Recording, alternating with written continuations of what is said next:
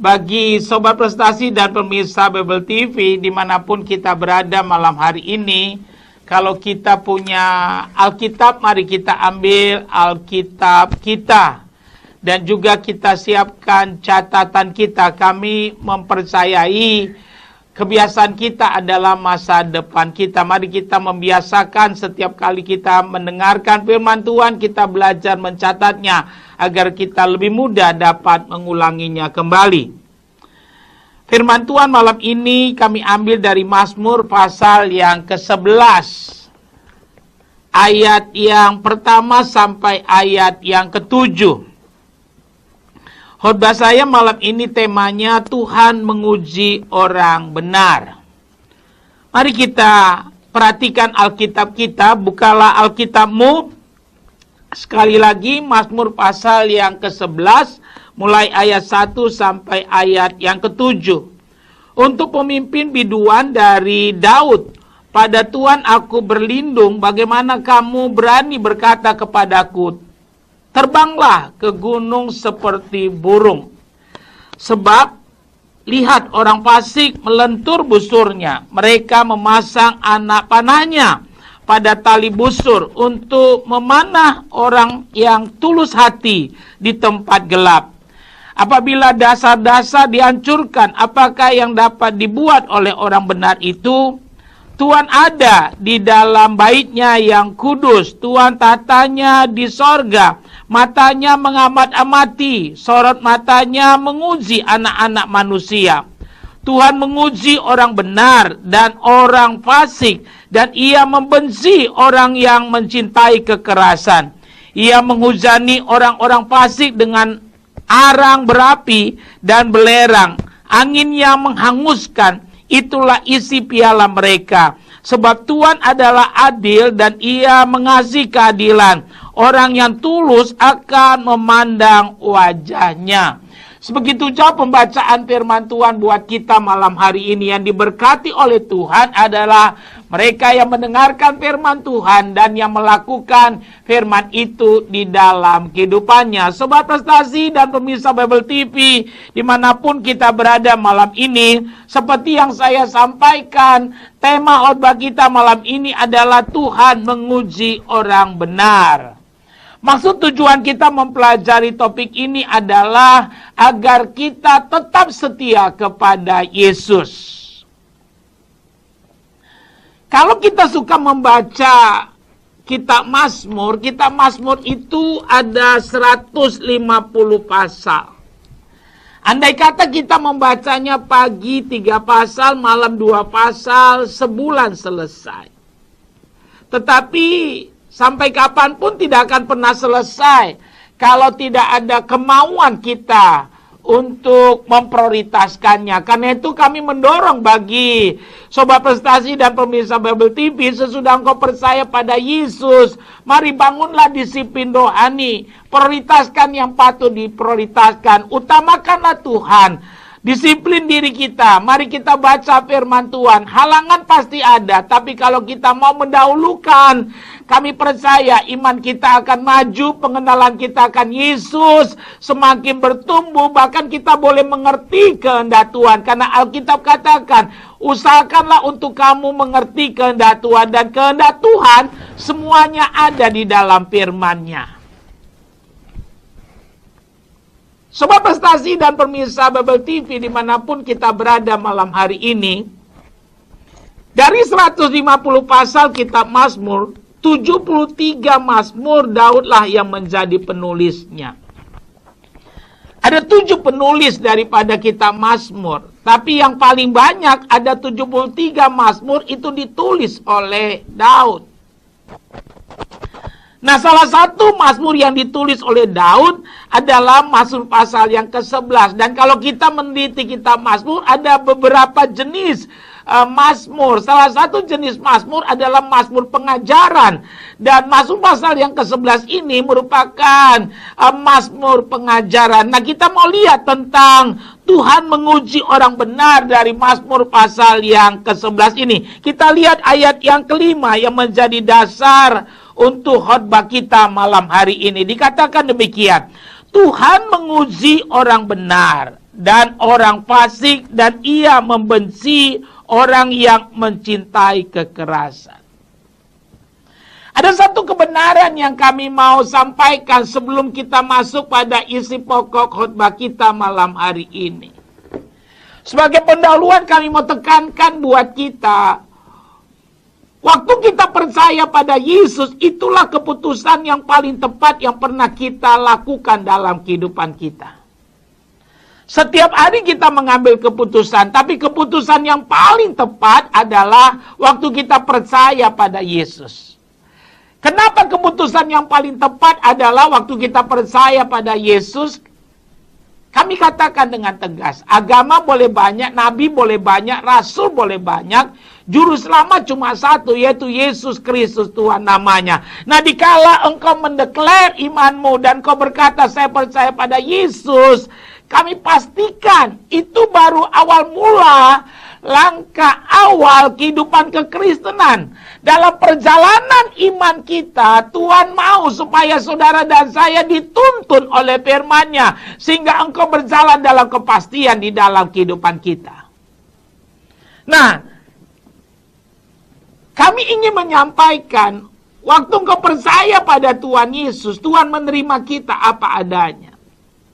Siapapun kita, betapapun rusaknya hidupmu, Tuhan menerima kita apa adanya. Tetapi sesudah kita ada di tangan Tuhan, menjadi milik kepunyaannya, Dia akan berurusan dengan kita. Dia tidak akan biarkan kita apa adanya.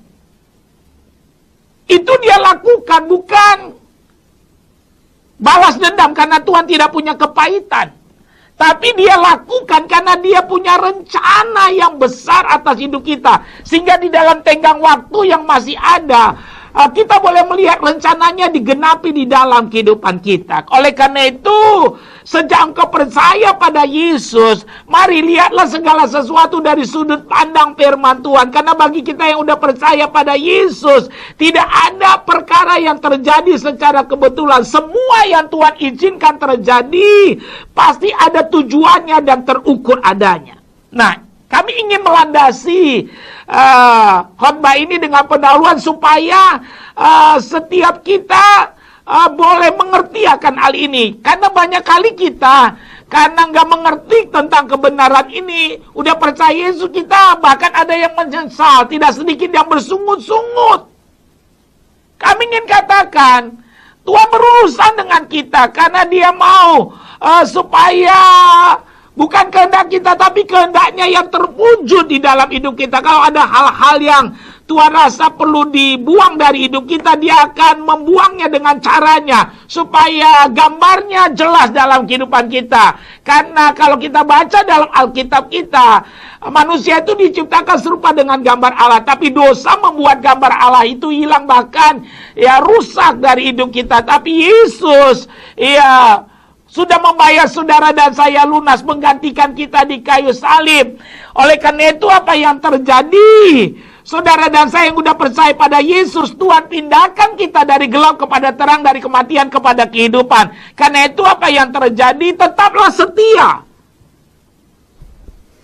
Oleh karena bagi kita yang setia, ada jaminan keselamatan yang pasti yang Tuhan sediakan bagi setiap kita. Jadi kami mau tegaskan buat kita, apapun yang terjadi sesudah engkau percaya pada Yesus, semua dalam kontrol Allah. Karena Tuhanlah yang mengendalikan kehidupan kita. Nah, ada 4 hal dengan cepat kami mau bagikan buat kita malam ini tentang tema kita, Tuhan menguji orang benar. Mari kita lihat ayat 1 dan ayat yang kedua. Dikatakan demikian. Untuk pemimpin biduan dari Daud, pada Tuhan aku berlindung. Bagaimana kamu berani berkata kepadaku, terbanglah ke gunung seperti burung. Sebab lihat orang fasik melentur busurnya. Mereka memasang anak-anaknya pada tali busur untuk memanah orang-orang yang tulus hati di tempat gelap. Nah, apa arti daripada ayat 1 dan 2 ini? Kalau kita menelitinya, Tuhan menguji orang benar. Cara Tuhan menguji orang benar tersebut, kalau kita lihat ayat 1 dan ayat 2, salah satu caranya adalah dengan mengizinkan kita melihat perilaku orang fasik dalam kehidupan kita. Alkitab bilang dengan tegas, Tuhan tidak pernah mencobai. Kadang-kadang orang Kristen suka salah ngomong, suka salah bicara. Mereka bilang, aduh, Tuhan lagi mencobai saya. Saya pastikan Tuhan tidak pernah mencobai siapapun. Ya, Tuhan menguji. Kalau menguji berarti ada rencana. Kalau menguji berarti ada yang mau dipercayakan. Kalau menguji berarti ada maksudnya. Karena Tuhan gak pernah iseng di dalam kehidupan ini. Hadapi. Ya. Mengerti kehendak Tuhan ini. Sehingga saudara dan saya jadi orang Kristen yang punya fighting spirit. Ya. Tidak gampang menyerah.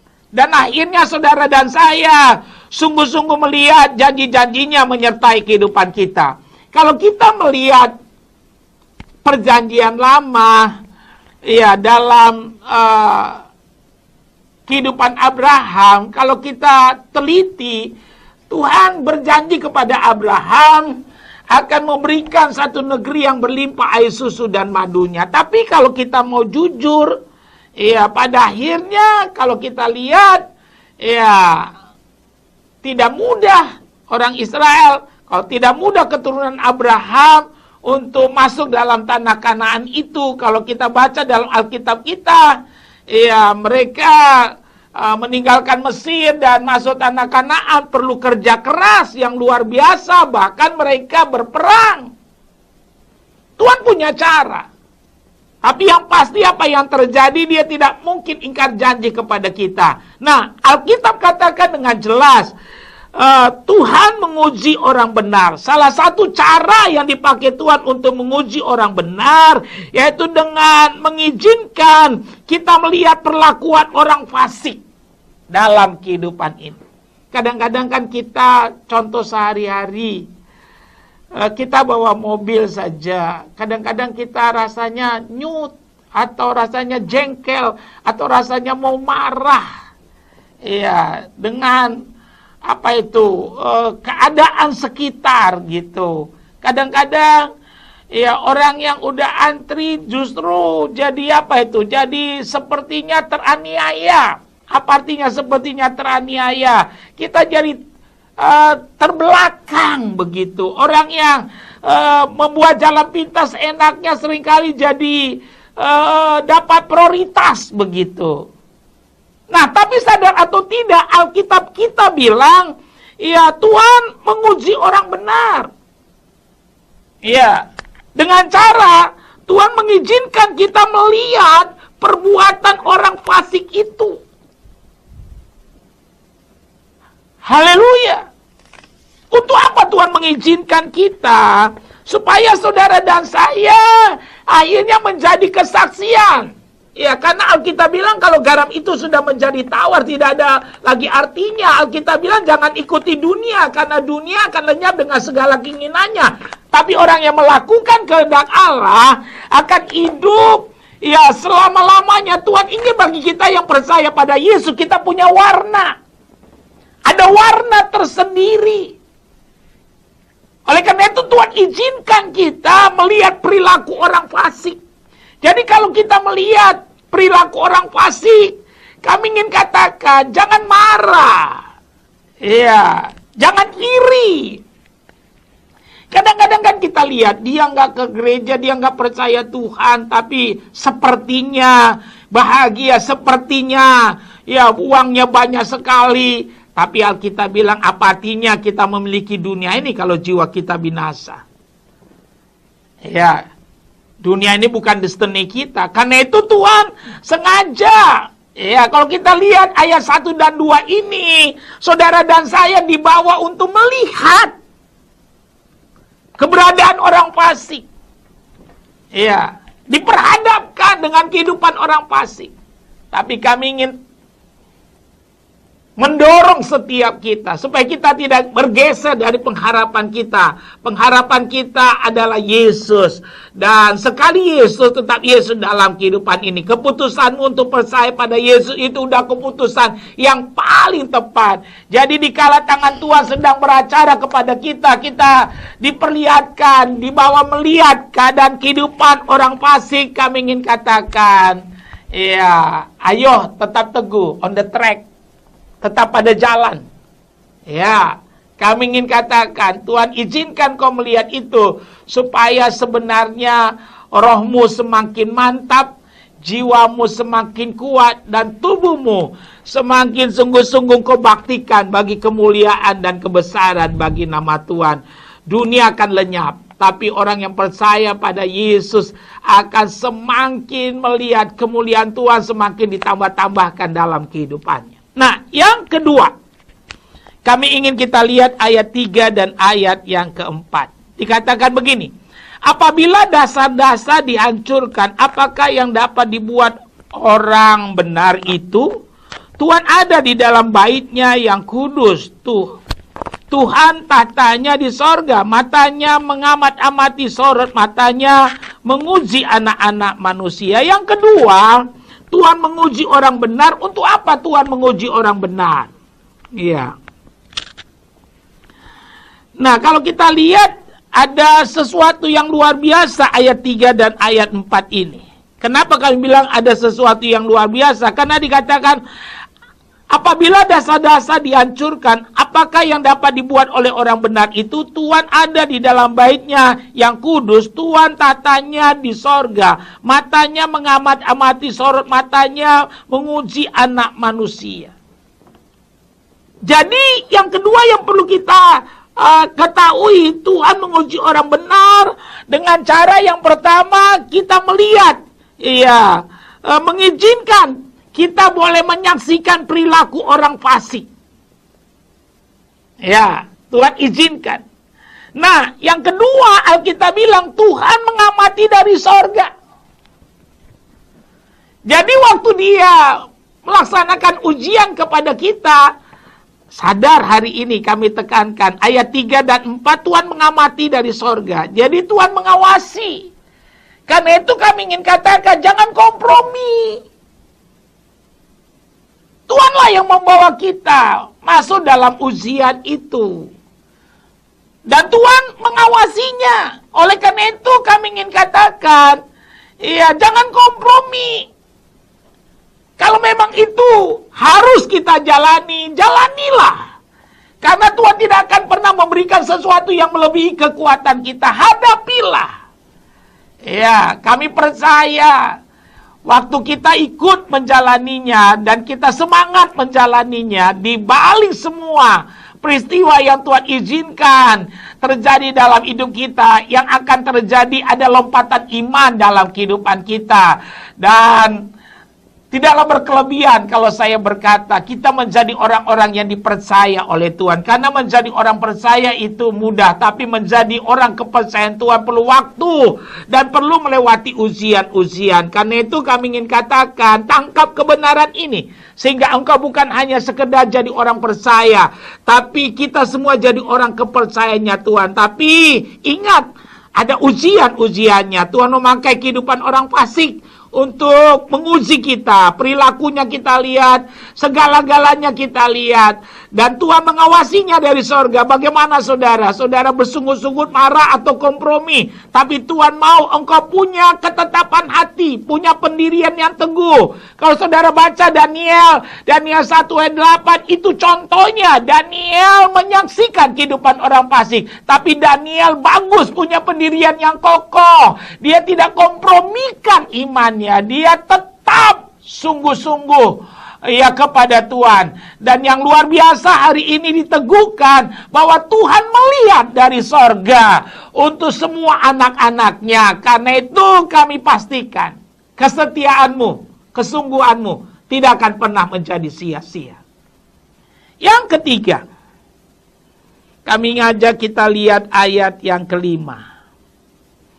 Tuhan menguji orang benar dan orang fasik, dan Ia membenci orang-orang yang mencintai kekerasan.